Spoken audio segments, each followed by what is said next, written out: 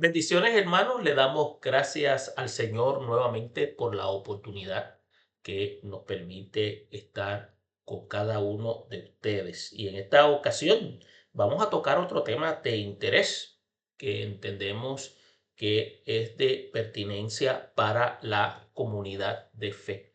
Y esperamos que usted pueda compartir con cada uno de nosotros y que a la misma vez nos permita eh, ser de ayuda en la forma en que presentamos la serie de tópicos, porque los mismos tienen como objetivo la información y la transformación de la vida de la iglesia. ¿Me permiten un momento? Estoy verificando si hay un buen audio. Bien, entonces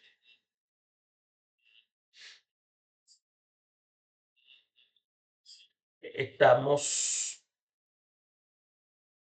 Esperamos que cada uno de ustedes pueda entonces compartir en el espacio que vamos a tener y que sobre todo usted pueda, si tiene que hacer algún comentario, pues lo puede hacer con toda libertad. Pues el tema que vamos a estar presentando es con relación a uno que me ha llamado mucho la atención y es lo que nosotros llamamos la iglesia encapsulada. ¿Qué es lo que prácticamente queremos decir cuando hablamos de la iglesia encapsulada? ¿Qué piensa cuando la iglesia de Cristo se encapsula y se desconecta ante los problemas alrededor? Entiéndase los problemas sociales, políticos, comunitarios, y se dedica simplemente a una reunión de carácter rutinario. Y eso vamos a evaluarlo dentro de la perspectiva como nosotros como creyentes, porque lo que ocurre cuando la iglesia se encapsula y se limita a reuniones, lo que digamos rutinarias, comienza el proceso de desconexión de los problemas sociales, políticos, comunitarios que le rodean. Y eso es algo que es de carácter preocupante. Por eso es que cuando la iglesia de Cristo se encapsula, tenemos que entonces hacer una evaluación y tenemos que ver que a lo largo de la historia bíblica el pueblo de Dios fue llamado no solo para adorar, sino también para encarnar al mundo y entiéndase, a un mundo que está quebrantado. Y es por eso que cuando la iglesia se encierra en sí misma, corre el riesgo de convertirse en una comunidad aislada. Y esto es sumamente importante porque cuando lo decimos de esta manera, al decir que es como una especie de comunidad aislada, implica entonces que se dedica a atender las necesidades de su grupo. Entonces, por su propio bienestar espiritual lo hace y se desconecta de las realidades humanas que claman por esperanza. Por eso es que este tipo de desconexión no surge de la noche a la mañana. Esto suele ser el resultado, lo que podríamos decir, de temores, comodidades, tradiciones rígidas o una espiritualidad mal entendida que separa la fe de la vida cotidiana. Por eso es que cuando se habla de encapsularse, significa como levantar una especie de muros. Y son muros invisibles que protegen a la congregación de la incomodidad, pero también la privan de su propósito. ¿Se da cuenta? Entonces, una iglesia que evita el dolor del mundo, que ignora la injusticia, la pobreza, la violencia, el sufrimiento emocional de su comunidad, termina debilitando su testimonio. Por eso es que Cristo llamó a sus seguidores, entiéndase bien, esto es bien importante, a no esconderse, sino a ser sal en la tierra y ser luz en el mundo. Por eso expresiones que implican una presencia activa, influencia transformadora y cercanía quienes viven en un mundo de tinieblas. Y estamos hablando de un concepto metafórico, que estamos hablando en un mundo caído. Entonces, cuando la iglesia se desconecta, su luz se vuelve tenue y su sal pierde ese sabor. Entonces, una iglesia que se encapsula corre el riesgo de desarrollar lo que se llama una espiritualidad superficial, centrada en actividades internas, pero desconectada de la misión. Entonces los miembros pueden crecer en conocimiento, pero no en compasión. Entonces pueden participar en programas, pero no en servicio. Pueden hablar de fe, pero no practicarla en contextos reales. Entonces, esta desconexión también afecta la credibilidad ante la sociedad, que percibe a la iglesia como irrelevante o indiferente a los problemas humanos. Entonces, en lugar de ser un refugio para los quebrantados, entonces se convierte en un espacio cerrado que solo beneficia a quienes están dentro. ¿Se da cuenta a lo que nos estamos refiriendo con estar encapsulado? Entonces, ¿qué podemos indicar? Cuando la iglesia se involucra con su entorno, está reflejando el corazón de Cristo, quien se acercó a los marginados, escuchó a los afligidos, confrontó la injusticia.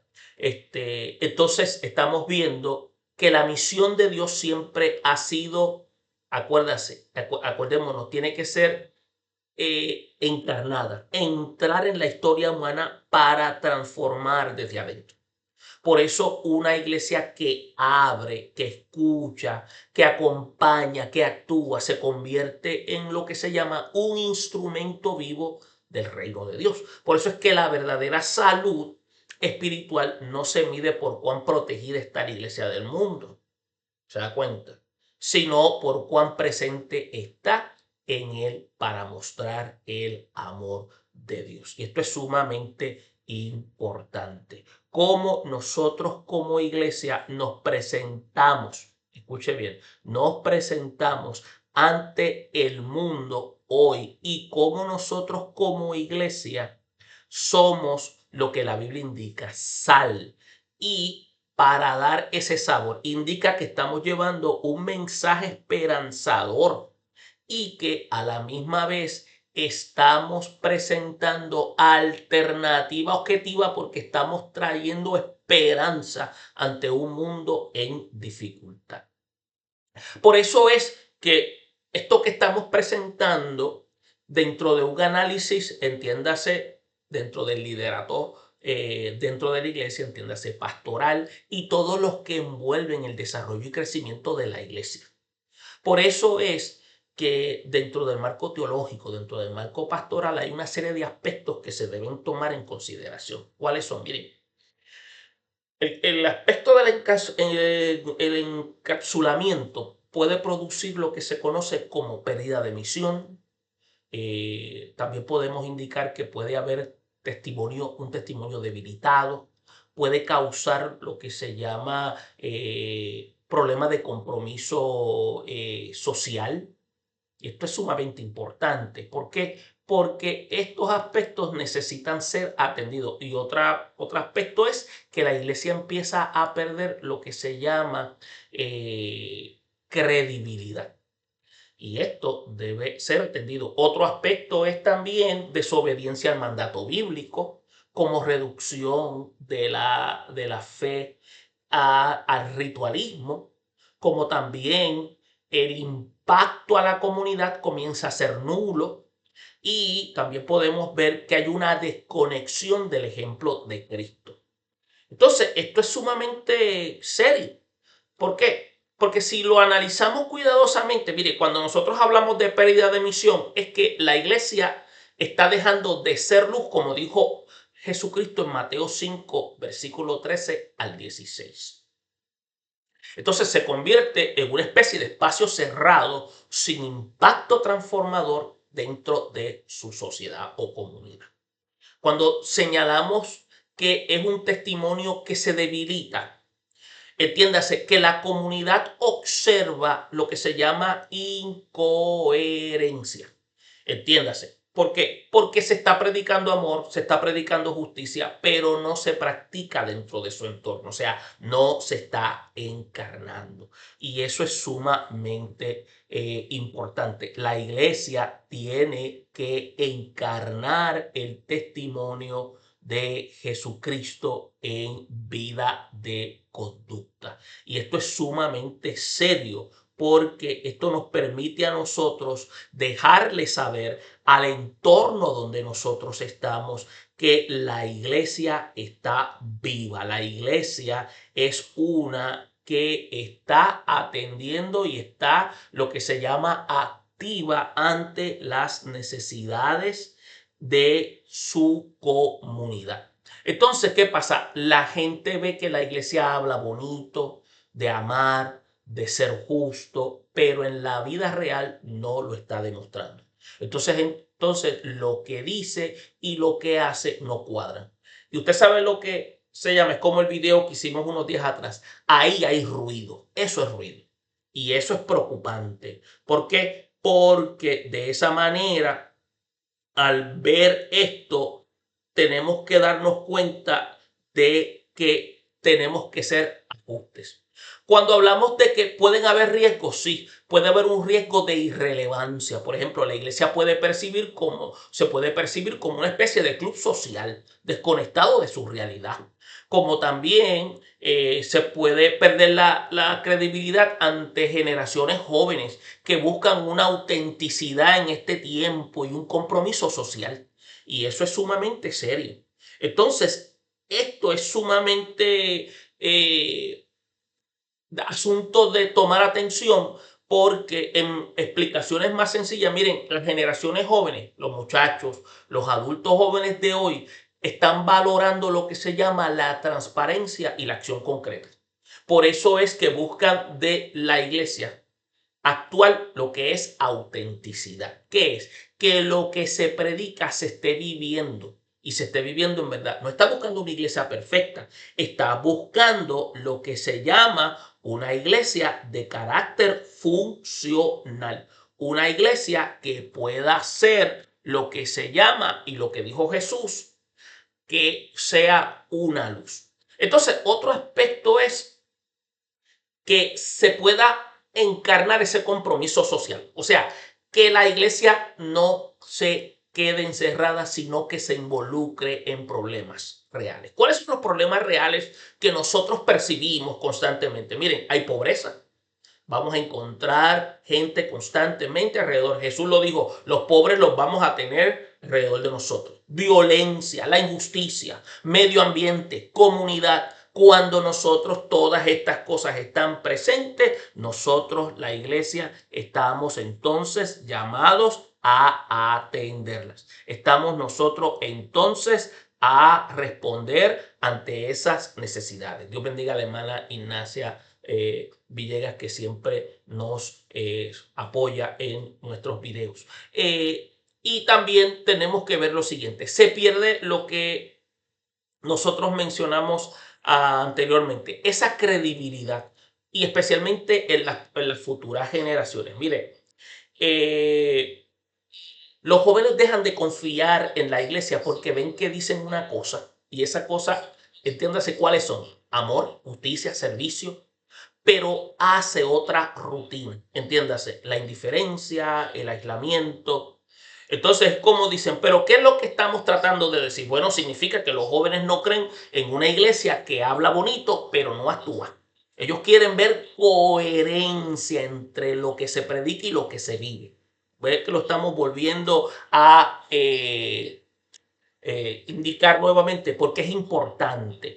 Y tenemos que indicar que si no lo encuentran, se alejan porque entienden y se sienten que la iglesia no es auténtica, la iglesia no es relevante para sus vidas.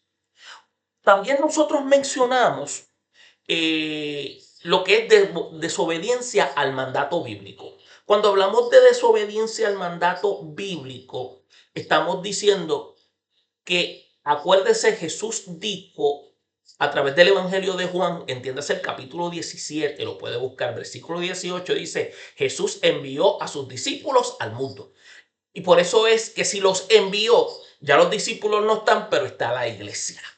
Entonces quiere decir que encapsularse es una contradicción a la misión de ser agentes de reconciliación. Y esto también lo refuerza el apóstol Pablo en su segunda carta a los Corintios, en el capítulo 5, versículo 18 al 20. Por otra parte, hay una reducción de una fe genuina a un ritualismo. Entonces dejamos de tener calidad de vida, un proyecto de vida para convertirnos en religiosos. Entonces, ¿qué quiere decir? Las reuniones rutinarias se convierten entonces en un fin en sí mismas. Entonces se pierde lo que se llama la dimensión, y entiéndase esta palabra clara, dimensión profética.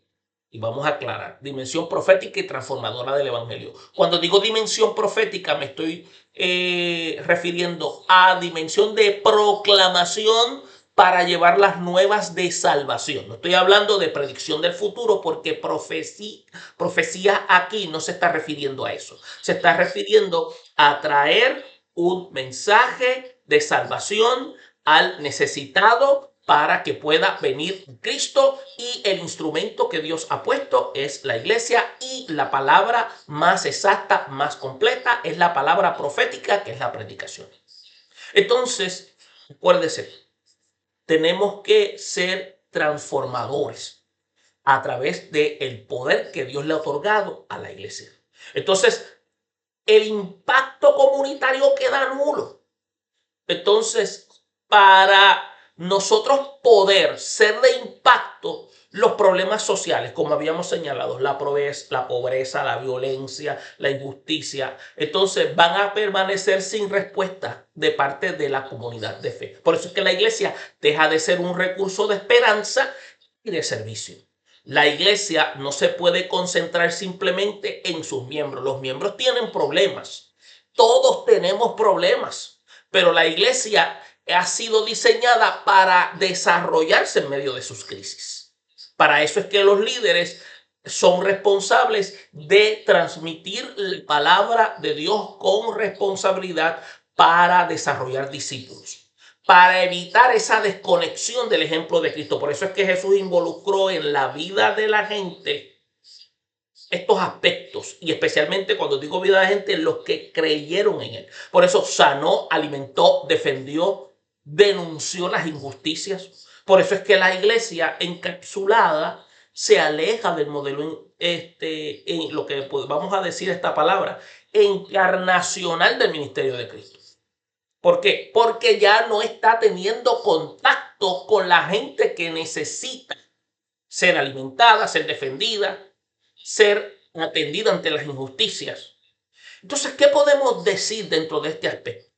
Cuando la iglesia se encapsula en reuniones rutinarias, se desconecta de su entorno, pierde la misión profética, su relevancia social y su testimonio contradicen el llamado de Cristo y deja de ser sal en el mundo donde Dios la ha puesto.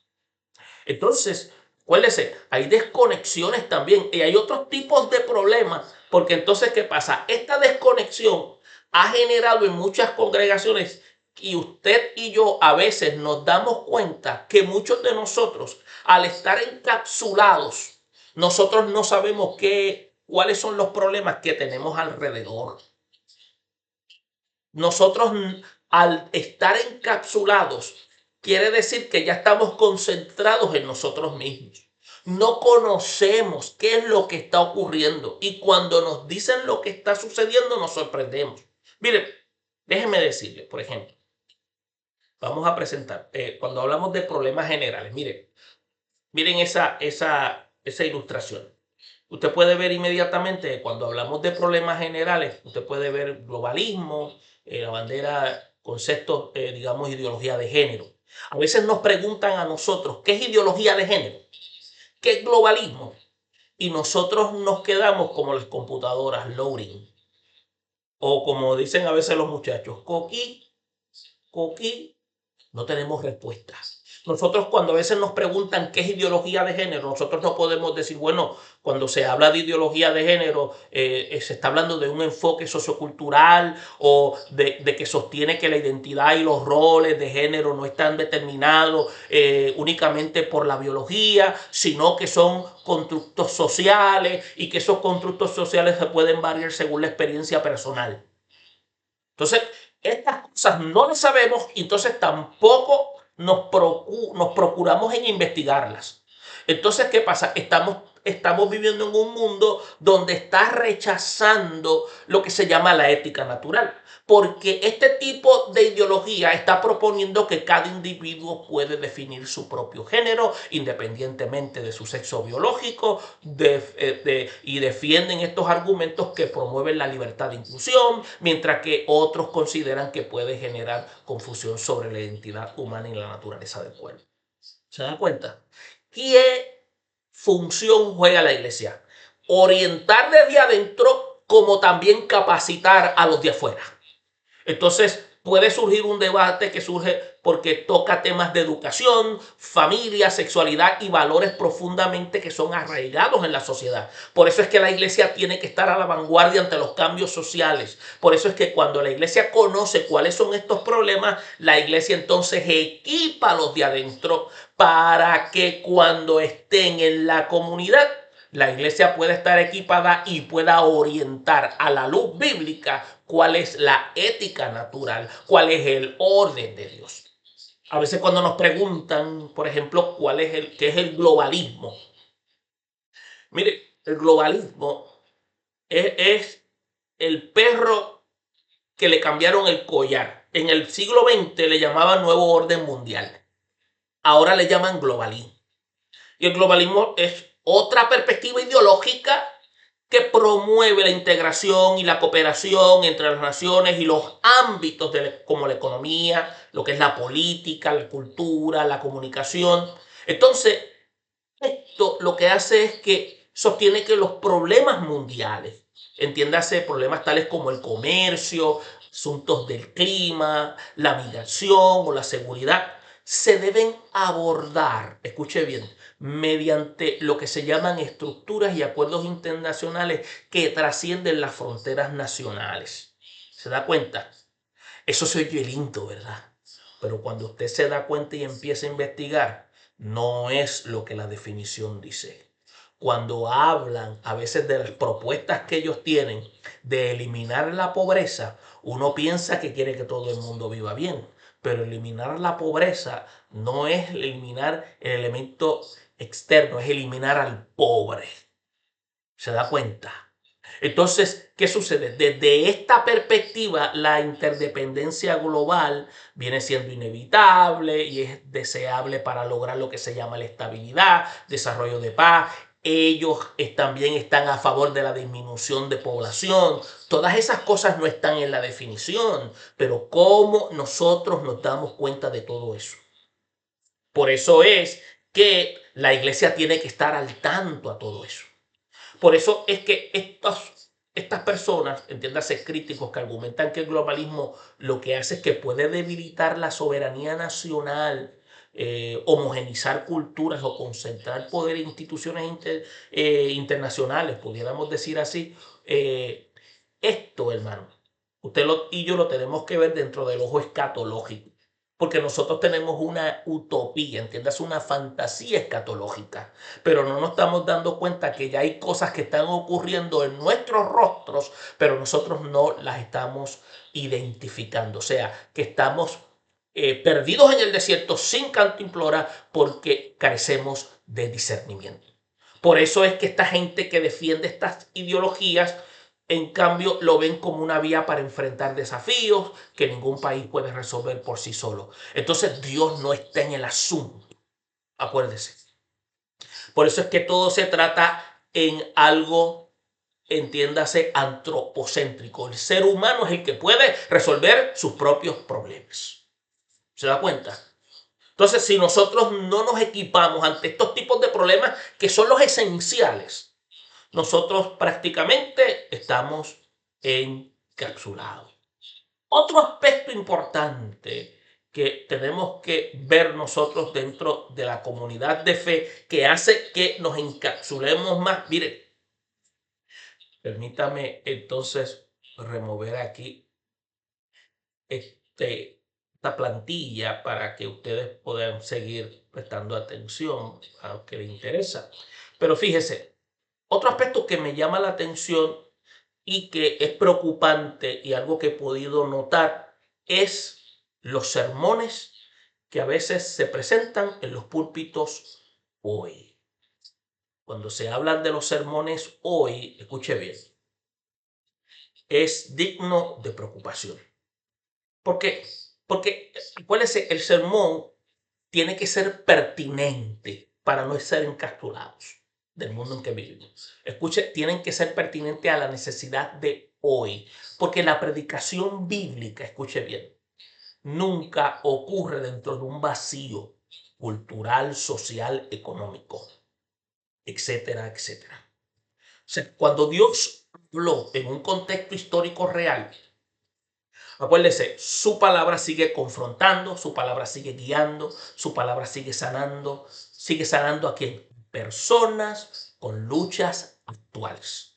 Entonces, cuando un sermón conecta la verdad eterna con la realidad presente, la iglesia, escuche bien, entiende que la Biblia no es un libro distante, sino que es una voz que está viva y que está iluminando en el camino. Por eso es que es pertinente.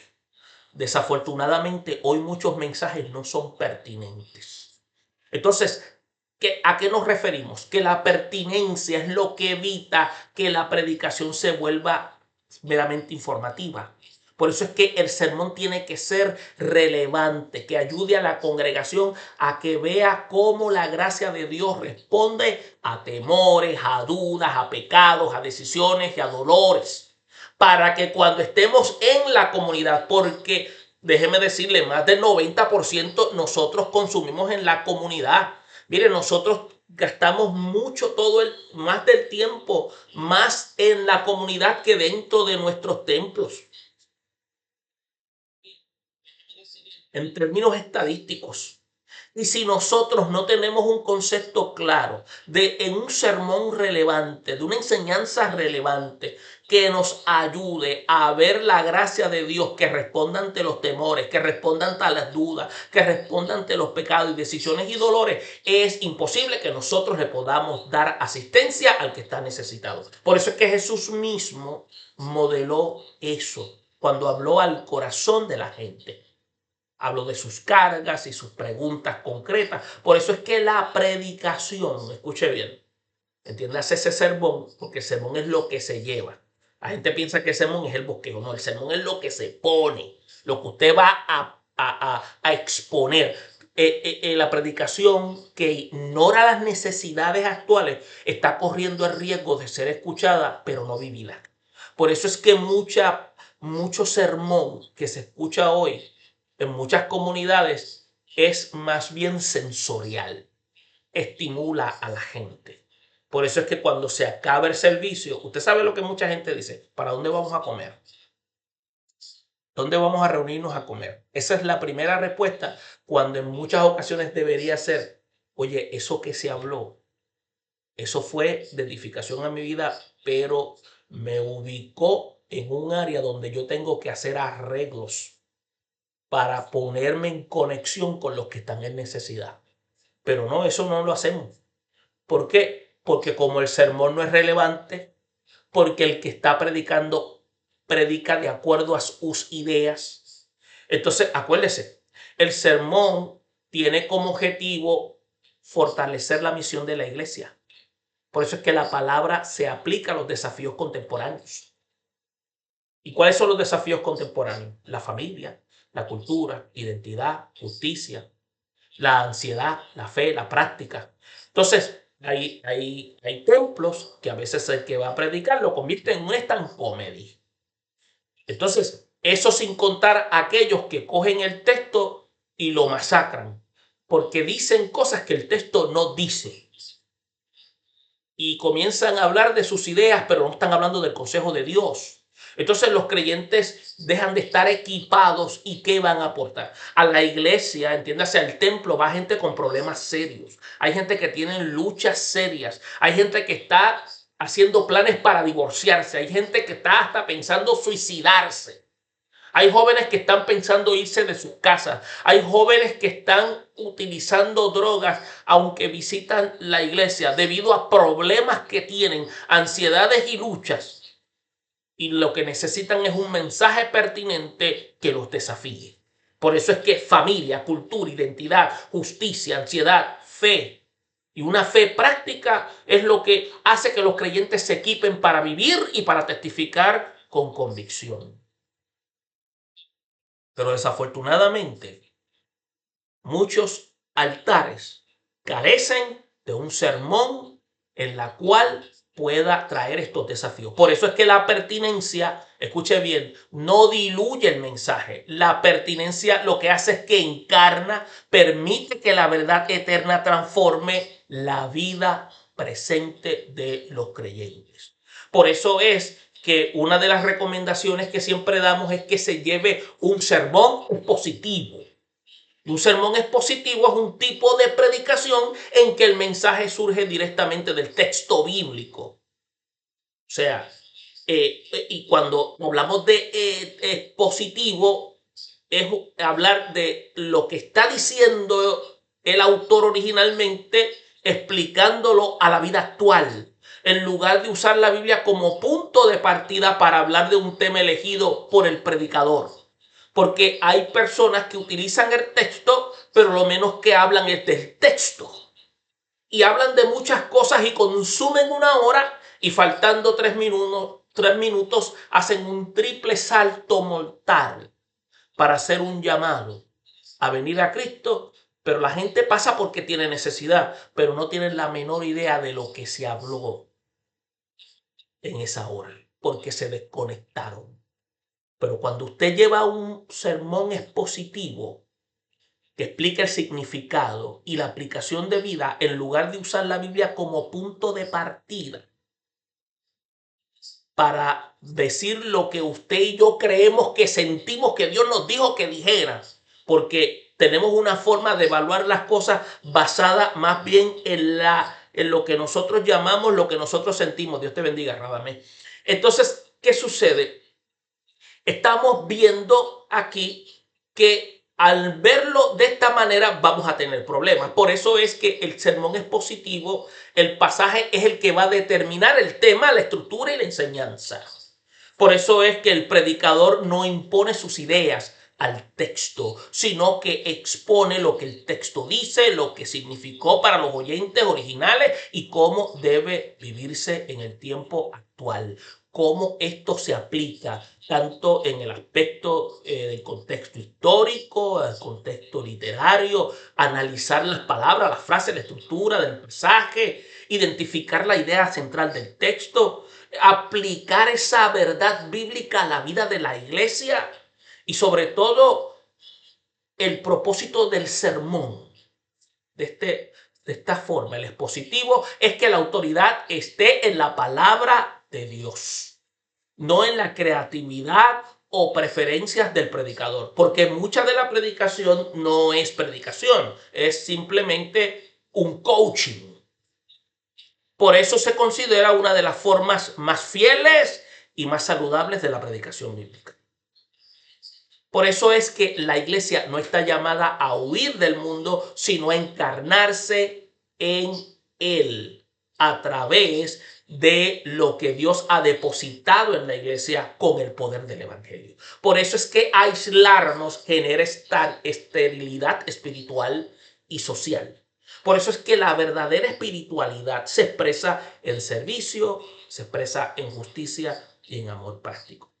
¿Qué es lo que podríamos proponer? Pues proponemos que nosotros como Iglesia de Cristo debemos romper el encapsulamiento, como también vivir la fe en compromiso con la sociedad, mostrando el evangelio en acción. Entonces, en términos de aplicación, tenemos que evaluar si nuestras reuniones son con fines en sí mismas o medios para la misión. No estamos reuniendo simplemente porque tenemos que reunirnos, recolectar la ofrenda porque hay unas deudas que pagar. En otras palabras, tenemos que hacer una autocrítica. Dios bendiga a la hermana Mayra. Entonces, otro aspecto es tenemos que involucrarnos en proyectos comunitarios, justicia social, el acompañamiento de los necesitados. Eso es una iglesia que tiene compromiso social. Entonces, también tenemos que ser, como habíamos dicho anteriormente, ser esa voz profética en asuntos políticos, sociales, sin perder la centralidad del evangelio. Eso se llama testimonio público. Por eso es que cuando nosotros seguimos el evangelio de Cristo, que se acercó a los marginados y confrontó la injusticia, ¿usted sabe lo que se llama eso? Eso se llama encarnar en la práctica la acción de la iglesia al mandato divino. Y eso lo que hace es que la iglesia no está en rutina, sino que sale a transformar porque está llevando a cabo la misión a la cual fue enviada. Y tiene una liturgia, entiéndase, una adoración de vida, porque ha sido renovada a través de la palabra de Dios y esto se hace en vida práctica. Por eso es que si usted lo analiza cuidadosamente, estamos viendo lo siguiente. Cuando la iglesia se encapsula y se desconecta de su entorno, pierde, escuche bien, relevancia social, testimonio profético. Entonces, podríamos decir que los estudios sobre la relación de la iglesia-sociedad están mostrando que hay desconexión que genera irrelevancia, mientras que la integración fortalece la misión. ¿Se da cuenta? Esto es importante y a veces no estamos dándonos cuenta de esa acción de parte de nosotros como iglesia. Por eso es que tenemos que hacer una diferencia entre estar encapsulados y llevar el evangelio. Acuérdese, no estamos llamados a estar aislados, estamos llamados a involucrarnos ante los problemas sociales, políticos y culturales. Entonces, tenemos que identificar si estamos siendo irrelevantes o incoherentes.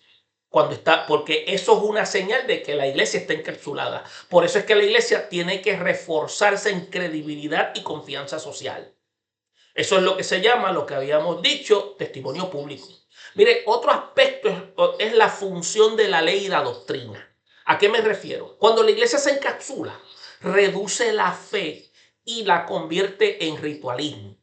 Se desconecta de la práctica, lo que llaman la praxis. ¿A qué se refiere? Todo es una rutina. La gente ya tiene los días que va al servicio, pero no tiene una conexión con las necesidades actuales. La iglesia, nosotros tenemos que aplicar esa doctrina a lo social como respuesta a ¿qué? A los cambios que hay, pero sin que la doctrina sea diluida. ¿Por qué? Porque aunque el mundo se modernice, tenemos que aplicarlo ante todo, ante las necesidades que hay. Atender al que está en pobreza, atender al que está afligido, las familias en crisis. Justicia social dentro del contexto bíblico, no justicia social dentro del contexto político, porque la justicia social dentro del contexto político no es justicia social.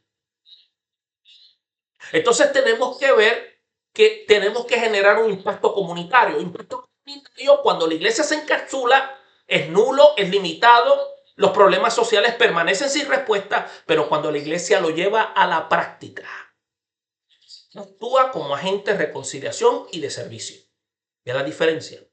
Entonces tenemos que entender que fuimos llamados a tener una relación con la comunidad. Y esa relación es un contacto. Si nos encapsulamos, perdemos voz profética. Y voz profética entiéndese de proclamar el evangelio. Pero si estamos activos, reconociendo la misión que Dios nos ha dado, hay un diálogo, hay una confrontación ante las injusticias y se ejerce una influencia ética. ¿Por qué? Porque le decimos a la gente, esto es lo que dice Dios y lo que Dios condena, pero esto es lo que Dios te dice para que tú seas librado de este tipo de vida y es lo que tú necesitas abrazar.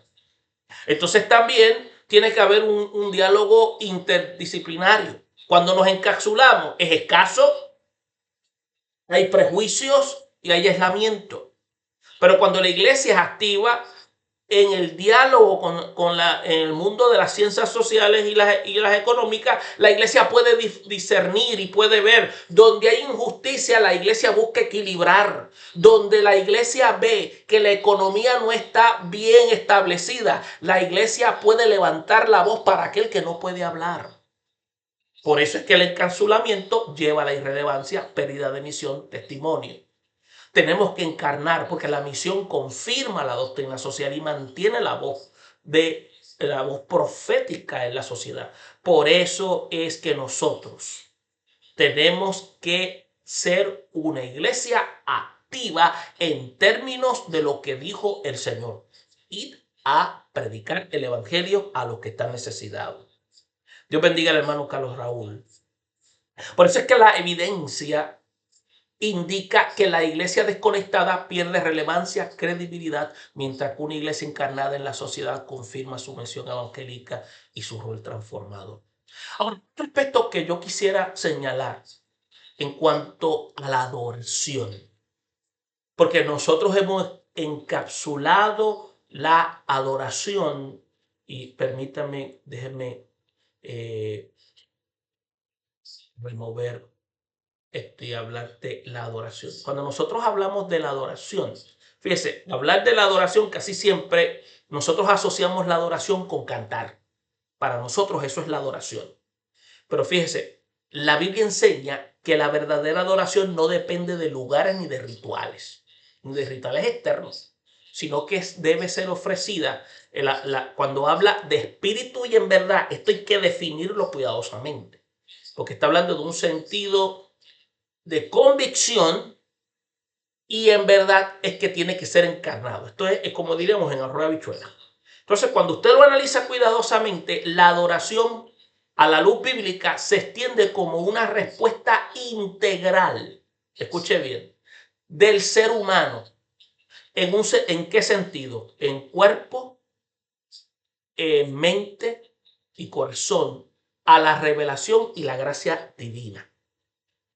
Por eso es que cuando usted lo analiza a la luz teológica, la adoración es la respuesta integral del ser humano a la revelación de Dios y no comienza con el esfuerzo humano. Es una iniciativa que proviene de Dios. Por eso es que Dios se da a conocer y el creyente responde con reverencia, entrega y obediencia. Por eso es que la adoración reconoce quién es Dios en su carácter: santo, soberano, misericordioso y digno.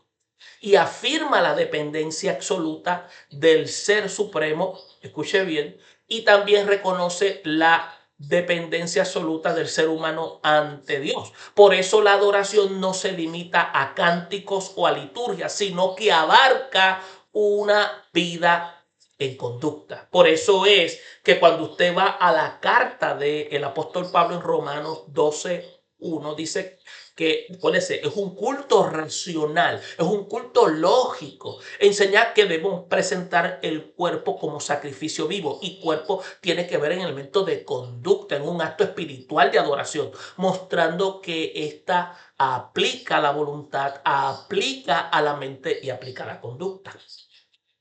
Por eso es que la adoración apunta a un carácter cristocéntrico. Solo es posible por medio de Jesucristo. Entonces, que es el mediador perfecto. Usted y yo eso lo sabemos. Entonces, constituye ser guiada por la persona del Espíritu Santo, quien es el que nos capacita para que nosotros como creyentes podamos honrar a Dios en espíritu y en verdad. Por eso es que la única manera que lo podemos hacer es mediante una vida relacional. Y entiéndase, vida relacional es en esa comunión que mantenemos 24/7.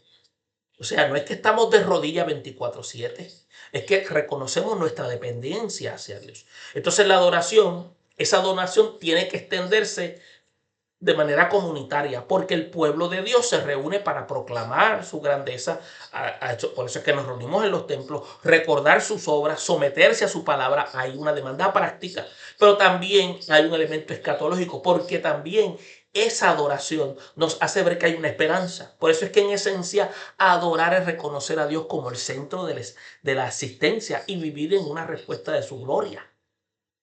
Por eso es que la adoración va más allá de inclinarse y postrarse, expresa una reverencia del ser, como dice Éxodo 34:8, que pasa de lo físico y espiritual. Por eso es que en el hebreo que le llaman shayash y también le llaman abodah, que es servicio, conecta a la adoración con obediencia y con trabajo. También tenemos que notar que hay un enfoque, porque la adoración está ligada al templo, está ligada a sacrificios y liturgia, pero siempre estaba acompañada de obediencia. Esto es en la mentalidad del Antiguo Testamento, pero ahora en la iglesia es expresada en conducta, porque en el Nuevo Testamento postrarse, rendirse en homenaje, esta palabra proscuneo, es usado en los evangelios para describir la adoración a Jesús. Y está la treuo, que es servir. Una es postración y es una postración del ser, y el latreuo es un servicio que implica a la vida entera como culto racional. ¿Ve la diferencia? Cantar es una porción de la adoración. El cantar tiene que haber un servir y tiene que haber una postración. Por la postración es resultado de un acto reverente. Pero nosotros no podemos tener mentalidades templistas, tenemos que tener mentalidades extendidas. Por eso es que Jesús está redefiniendo la adoración en el versículo 23-24 del capítulo 4 de Juan, que esta no depende de un lugar físico, sino de una relación espiritual auténtica. Y cuando es auténtica, la iglesia no se encapsula, la iglesia la hace viva. Por eso es que Jesús está anunciando que la adoración verdadera es en espíritu y en verdad. Esa preposición en está en un modo locativo. Está diciendo la dirección es en espíritu. Quiere decir en el ser, y ese ser la refleja en la conducta. Y esa conducta es que es visible porque hay una vida transformada. Por eso es que espíritu se refiere a una dimensión interior guiada por la persona del Espíritu Santo, y verdad es una autenticidad de vida, de fidelidad a la revelación de Cristo que nos lleva a demostrarla en testimonio.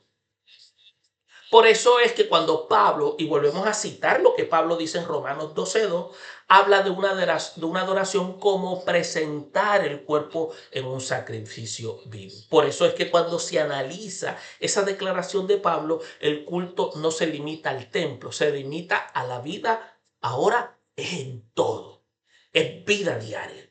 Por eso es que la transformación de la mente es parte de la adoración. Y entonces esto tiene un elemento más amplio, porque entonces el autor de Hebreos, en el capítulo 13, versículo 15, habla de una adoración que habla de un sacrificio en alabanza. Sacrificio en alabanza que menciona fruto de labios que confiesen su nombre. Y esto es un elemento de dimensión verbal, alabanza. Usted alaba a Dios por lo que Dios hace.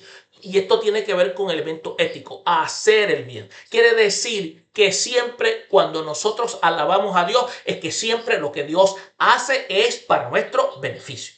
Por eso es que la adoración, en términos bíblicos, constituye ser una respuesta integral al Dios que se reveló en la persona de Cristo, en la cual ha trascendido desde lo ritual y se expresa en obediencia y servicio y en una alabanza que es genuina, o usted le puede llamar auténtica. Por eso es que cuando nosotros vamos a ver todo esto, la adoración no es litúrgica solamente, es estilo de vida.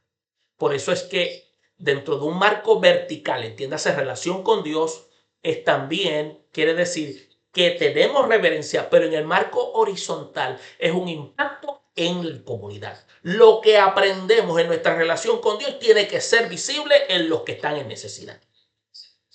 Por eso es que la adoración genuina une también lo sensorial. Las emociones están, pero las emociones no son el primer plano. El cántico, el gesto, los símbolos, con lo espiritual. Pero lo principal es obediencia y es transformación. Por eso es que Dios busca estos adoradores en espíritu y en verdad, que deben rendir un culto no solo con las palabras, sino con nuestra vida transformada en la persona de Cristo Jesús. Por eso es que tenemos que hacernos preguntas. Y esas preguntas deben ser si nuestro corazón es un corazón ritual o refleja la obediencia de Cristo. Tenemos que ver si estamos equilibrados, usar los sentidos en la adoración y mantener una centralidad en la palabra y el espíritu. Entonces tenemos que mantener lo que se llama una adoración que debe inspirar justicia, debe inspirar servicio y amor a la sociedad. Esto es lo que se llama una adoración a la práctica comunitaria. Por eso es que cuando lo vemos de esta forma, vemos que toda nuestra adoración debe estar dirigida a Dios por medio de la persona de Cristo. Eso es lo que se llama cristocentrismo. Entonces, la adoración tiene entonces lo que nosotros llamamos, escuche bien, es lo que nosotros llamamos un enfoque, escuche bien, tiene un enfoque sensorial sumamente alto si es que nosotros no estamos claros lo que significa en espíritu y en verdad. Entonces, ¿qué es lo que significa una adoración bajo un sentido sensorial? Miren, escuche bien, cuando la adoración se centra en un enfoque sensorial, entiéndase en lo que se perciben por los sentidos, la música, las luces, el ambiente, la estética, emociones intensas, los resultados pueden ser, al principio suenan como positivos, pero son bien riesgosos. Mire, te lo voy a explicar. La conexión emocional inmediata, la música, el ambiente y los estímulos sensoriales pueden ayudar a abrir el corazón y predisponer a la experiencia espiritual. Y eso es lo que se usa mucho en los púlpitos. Supresión de la razón, acondicionamiento y éxtasis. Por eso es que usted nota que ya el concepto de los templos ha perdido naturalidad. Ya no son los templos tradicionales, ya todo es oscuro, es como si fuera una especie de nightclub. Yo no tengo problema con eso, el problema es cuando se pierde el concepto bíblico. Entonces, ¿qué sucede? Los sentidos involucrados, entiéndase vista, oído, tacto, son los que generan mayor atención y entusiasmo en la congregación. Eso es lo que se llama la participación activa. Entonces, la experiencia sensorial intensa se recuerda más fácilmente y refuerza la vivencia de la adoración. Eso es en lo positivo. Pero ¿qué pasa? ¿Qué puede producir en el elemento de transformación si no se comprende lo que significa lo que acabamos de presentar anteriormente? Porque, acuérdense, tiene que haber una adoración que tenga un sentido claro de lo que representa espíritu y verdad. Entonces, otro aspecto es que el ambiente compartido tiene que crear un sentido de pertenencia y comunión. Y para nosotros pertenencia y comunión, a veces nosotros lo asociamos con luces apagadas, música de fondo, pero presencia del Señor es algo que usted siempre tiene aunque no haya música.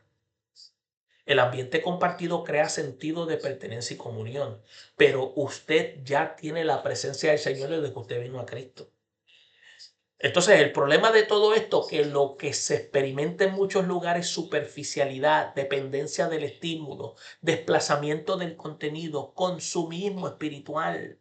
¿Por qué digo superficialidad? Porque se confunde la emoción con transformación espiritual. Usted nota que las personas que experimentan esto no se ve transformación en sus vidas, continúan con sus mismas conductas. Dependencia de estímulo. La fe puede volverse dependiente de la música, de las luces o el ambiente en vez de palabra y espíritu. La gente quiere sentir cosas como si estuvieran endrogados, como si le hiciera falta la droga, como si fueran adictos a este tipo de ambiente. Entonces hay un desplazamiento de contenido. Entonces, ¿qué pasa? El mensaje bíblico puede quedar opacado por la experiencia estética. Por eso es que a la hora que se tumba la música, se acaba el estímulo y la gente se desconecta cuando empiezan a predicar. Usted puede ser que no esté de acuerdo conmigo, pero si usted dado al análisis y la observación se va a dar cuenta. Pregúntele a las personas qué se predicó el domingo en su templo y muchos de ellos no le van a poder contestar qué fue lo que se predicó. Dios te bendiga, Rosemary. Entonces, ¿qué pasa? Quiere decir que ellos estuvieron como si se hubiesen dado un pase de cocaína. Como dicen en el barrio, estaban embollados, pero no tenían conciencia de lo que se predicó después del momento de la adoración. Entonces hay un consumismo espiritual. Por eso es que la adoración se convierte en un producto que debe impresionar más que un acto de entrega a Dios. Entonces, si esto es así, nos encapsulamos en todo eso para sentirnos bien y desconectarnos de los problemas. Pero una vez todo eso se acaba, una vez pasa el estímulo, pasa el efecto y la gente vuelve a sus problemas. Pero entonces nosotros nos seguimos encapsulando en nuestras situaciones. Entonces, ¿qué pasa? ¿Qué es la adoración? La adoración tiene una adoración con alto enfoque sensorial, puede facilitar la conexión emocional y comunitaria, pero si no se está fundamentada en verdad bíblica y en la obra del Espíritu Santo, corre un riesgo alto de quedarse superficial. Ese es el problema. Entonces, ¿qué es lo que nosotros estamos tratando de indicar? Que la Biblia lo que enseña es que la adoración es en espíritu y en verdad. Quiere decir que los sentidos son parte de nuestra humanidad, es cierto, y pueden enriquecer la experiencia, pero no son el centro. Porque cuando habla de espíritu y en verdad, está hablando de que tiene que haber una vida transformada en nosotros. Y verdad implica que eso se va a demostrar en obediencia y fidelidad. Y eso se refiere a conducta. Por eso es que el verdadero fruto de la adoración no es la emoción momentánea, es la transformación de carácter y es la obediencia a Dios. Entonces, ¿qué sucede? Tenemos que ver que si lo que estamos presentando tiene sentido. Miren, la adoración debe integrar, vamos a decirlo así, lo sensorial como medio, pero mantener a Cristo y la palabra como fundamento para que la experiencia produzca transformación y no solo emoción. La emoción no es lo primordial. Por eso es que tenemos que preguntarnos si buscamos a Dios o solo la emoción del momento. Tenemos que ver si hay un equilibrio congregacional. Tenemos que diseñar la adoración con belleza y creatividad, pero sin perder centralidad bíblica. Y en muchos lugares la gente está más preocupada por el espectáculo. Entonces está lo que se llama, eso que se llama formación espiritual, que es enseñar que la adoración no termina en el culto, sino que se vive en obediencia diaria. Eso es algo que tenemos que promover constantemente. La gente ha centrado su culto simplemente en cánticos, como si eso fuera el eje de lo que define a la iglesia. Por eso es que tiene que haber madurez. Y madurez significa que tenemos que aprender a adorar en cualquier circunstancia, incluso en estímulos sensoriales, porque Dios es digno siempre.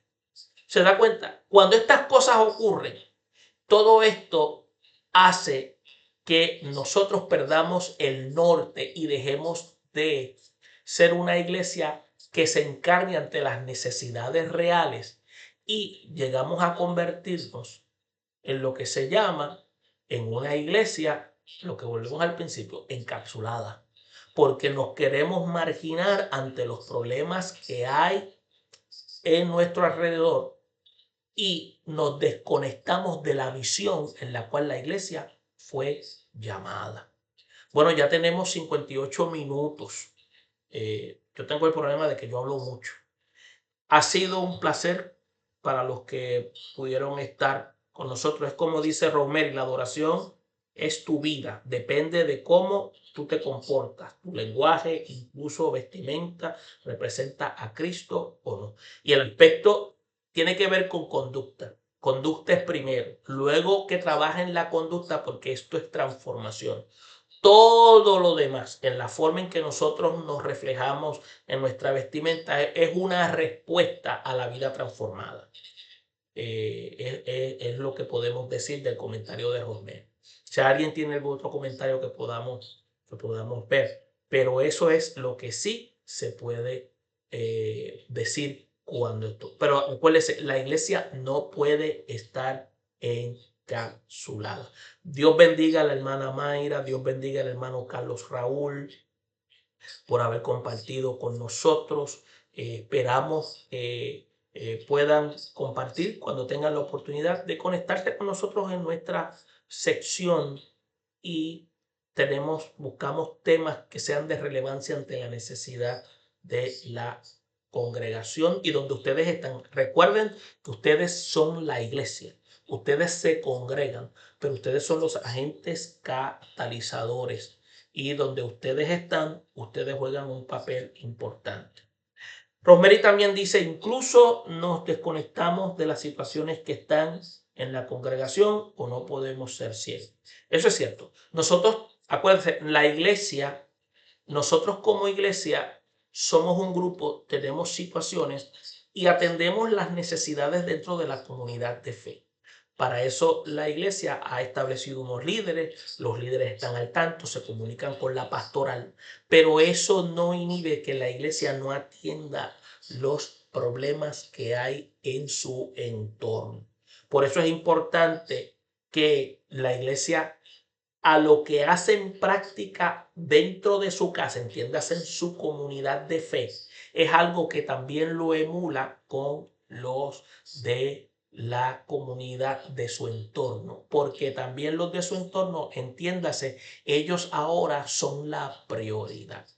La iglesia no va a dejar de atender problemas que tenga un miembro de la iglesia, no va a dejar de atender a alguno que esté en necesidad.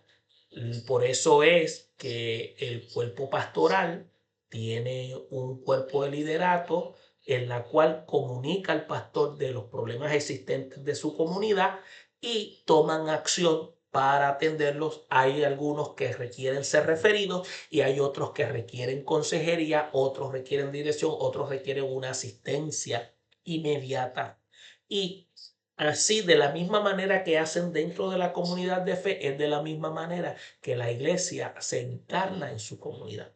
Otro comentario es cierto, somos responsables de lo que nos han encomendado y vamos a dar cuenta. Claro que sí, porque esta encomienda la dio el mismo Jesús.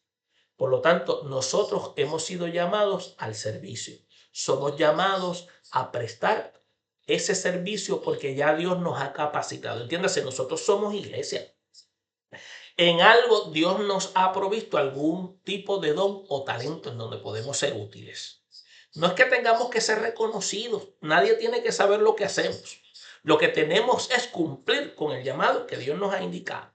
Y en ese sentido, tenemos que entonces, escuche bien, atender ante la necesidad. Y cuando atendemos la necesidad, ¿qué estamos haciendo? Estamos dejándole saber, y especialmente al de la comunidad, la iglesia está al tanto ante los problemas que está teniendo la comunidad y estamos presentes. ¿Se da cuenta? Y déjeme decirle, eso es una forma efectiva de evangelizar a la comunidad de fe. Bien, ¿algún otro comentario que tengan los hermanos? Y porque ya llevamos 1 hora y 3 minutos y podamos entonces así concluir la sección. Pero nos alegra que ustedes hayan podido estar con nosotros. Bien, otro comentario dice, los ojos de la sociedad están sobre la congregación que esté cerca de ella. Eso es un punto muy importante. Eso es cierto. Lo que la iglesia hace, acuérdese, a nosotros no nos ignoran, a la iglesia no la ignoran, a la iglesia la observan. Otro aspecto es que también dice, tenemos que ser responsables, no hay que publicar lo que se hace, eso está muy bien.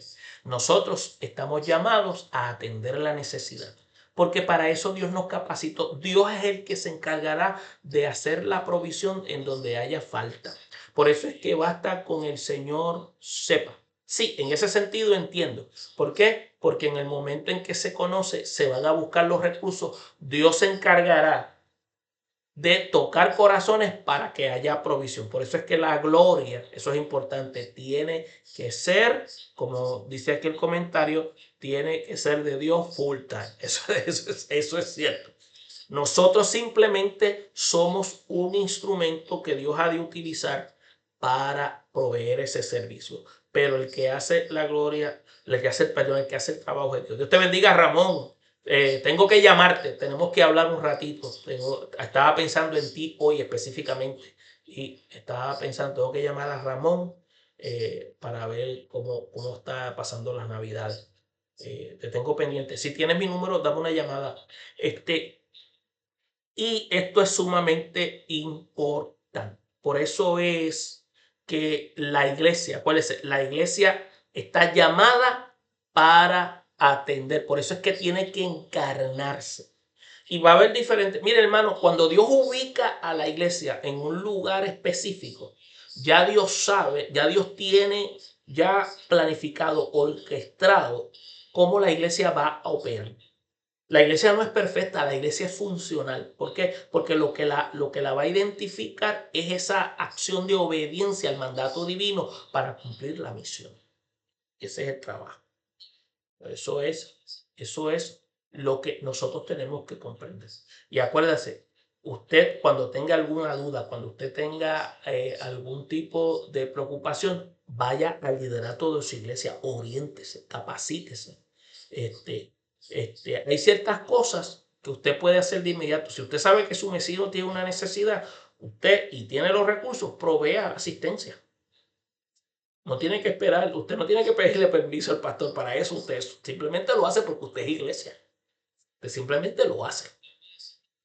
Porque esa persona tiene necesidad. Tiene una necesidad y esa necesidad es legítima. Bien, hermano, voy a cerrar aquí y espero que en la próxima ocasión podamos compartir nuevamente con ustedes con otro tema de relevancia. Bendiciones a todos, gracias y nos veremos en otra ocasión.